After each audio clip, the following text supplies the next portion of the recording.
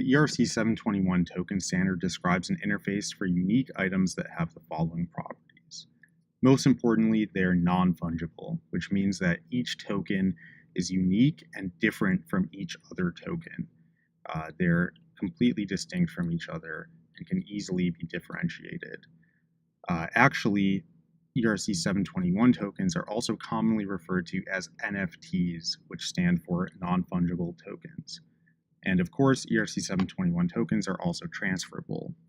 The ERC721 within the 0x protocol is responsible for decoding data specific to ERC721 tokens contained in an order, and then actually performing the transfer on a user's behalf.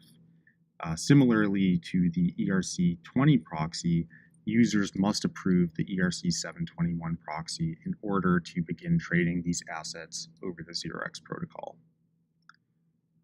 So we have an order that contains some ERC721 metadata, and a taker submits that to the exchange contract, which then calls into the ERC721 proxy contract. The ERC721 token will be debited from one of the trader's accounts and then credited to another trader's account.